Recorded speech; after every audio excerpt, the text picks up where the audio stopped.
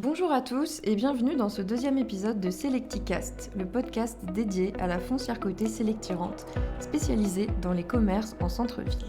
Aujourd'hui, nous allons commenter la toute dernière tribune parue dans différents médias, ayant pour thème « L'essor des mobilités douces peut aussi favoriser le commerce de proximité ».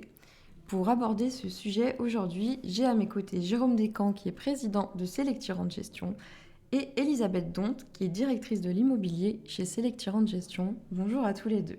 On va commencer avec toi, Jérôme. Alors, beaucoup de commerçants voient d'un mauvais œil la piétonisation et la réduction des espaces pour les voitures. Pourquoi, selon toi, ces politiques urbaines suscitent-elles autant d'inquiétudes ?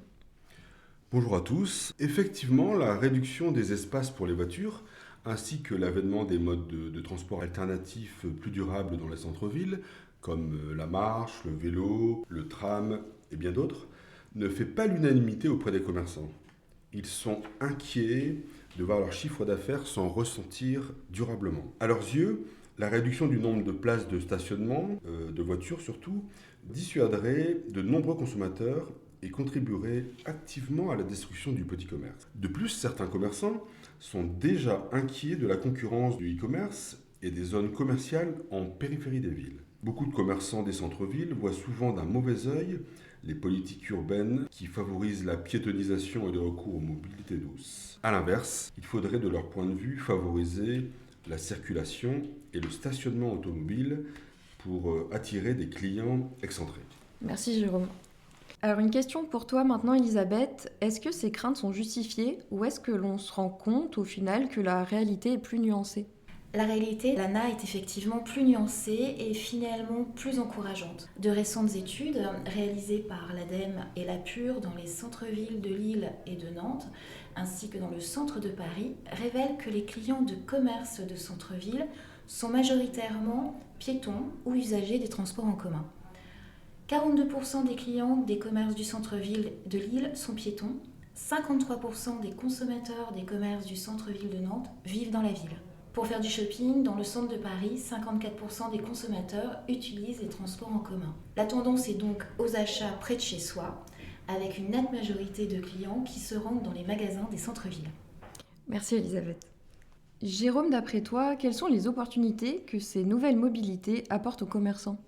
Eh bien, contrairement à une idée reçue très tenace, l'essor des mobilités douces ne se traduit pas par une désertification des centres-villes. Bien au contraire, elles peuvent revitaliser l'économie locale et améliorer le confort de vie en amenant moins de pollution, notamment les pollutions atmosphériques et sonores, et moins d'embouteillages. Ces mobilités douces amènent des consommateurs qui ont plus de temps devant eux et donc potentiellement davantage d'argent à dépenser que les automobilistes. En parallèle, le développement du commerce en ligne incite de nombreux consommateurs citadins à privilégier la marche ou le vélo pour récupérer leurs colis. Et dans ce contexte, on entend beaucoup parler de la ville du quart d'heure. Est-ce que tu peux nous en dire plus et surtout nous expliquer comment ce concept profite aux petits commerces ? Le concept de la ville du quart d'heure, que vous connaissez peut-être et qui vient des États-Unis depuis maintenant très longtemps, est de nature à développer l'attractivité des petits commerces, se trouvant à proximité des habitations où les citadins passent la majorité de leur temps. En effet, les citadins d'aujourd'hui souhaitent la commodité et une meilleure accessibilité des services.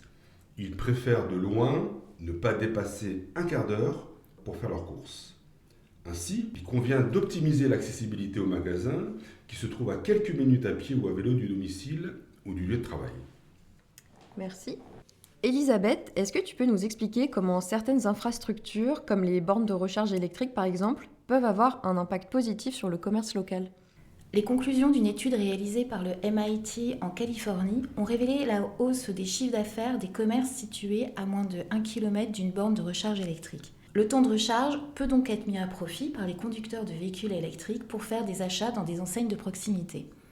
Il est donc pertinent pour les foncières positionnées sur cette classe d'actifs, qui ont elles aussi une responsabilité environnementale et sociale à assumer, de privilégier des biens situés à proximité immédiate de bornes de recharge. Et est-ce que tu as un exemple concret qui montre comment ces politiques de réduction de la voiture en centre-ville peuvent revitaliser le commerce local ?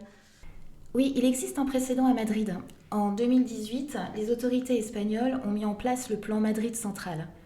L'objectif était de chasser les voitures hors du centre-ville pour donner la priorité aux piétons et aux résidents, ainsi qu'aux transports publics et aux véhicules propres.